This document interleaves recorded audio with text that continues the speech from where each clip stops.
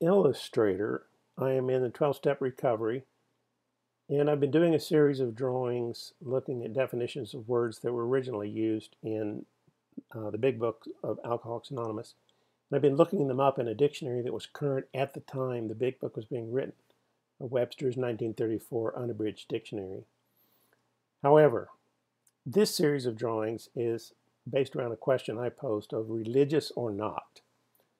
Because I often hear the question asked, are 12 steps religious? Are they not? I think it's a fine question. I don't think I'm going to settle it with these drawings, but I did want to look back in time at how the word religion was defined in 1934. And I'm sorry, my voice is going. In 1934,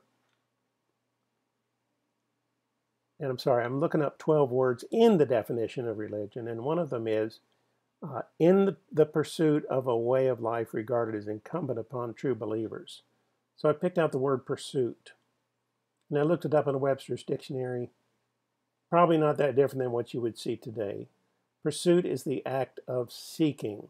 I might have said chasing, close enough. It's seeking. And I don't see anything in this definition saying that it has anything to do with spirituality, religion. It doesn't even say it has anything to do with mankind. I mean, I don't know. A polar bear seeks prey, and so I decided on a drawing where people aren't even involved. And we do have black bears not too far from where I live, and so I chose a black bear. They happen to be excellent tree climbers, and there have been episodes where people would hunt for bears in this area, and they would sometimes use dogs, packs of dogs, to chase them. And in this case, I made at least the suggestion that the dogs haven't quite figured out where the bear went. That he obviously is trying to elude them, and they're still sniffing around, hunting around, wondering where the bear is. If they knew where he was, they would all be looking up and barking their lungs out at him. So he's getting away with something for this moment anyway. So what does that have to tell us about the 12 steps, being religious or not? So if religion involves a pursuit of a way of life regarded as incumbent on true believers, that's kind of a judgment call, because eating healthy and taking vitamins is in pursuit of a good life.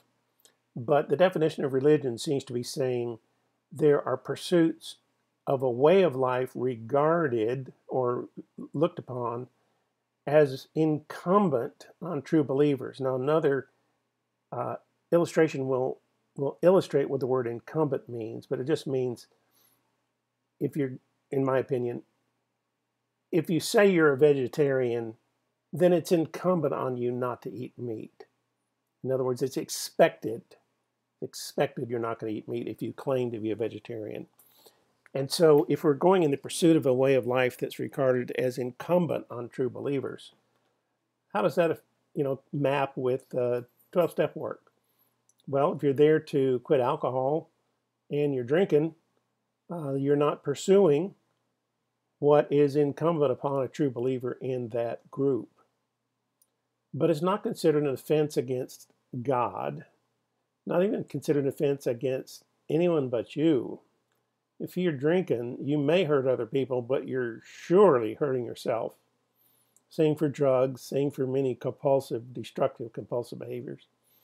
So I can't really say that the 12 steps encourage you to pursue a way of life regarded as incumbent on members of the 12-step group. But it's there. I mean, you're certainly encouraged. So I'm going to have to say that one is a toss-up. You can see more at 12drawings.com. Thanks so much for listening.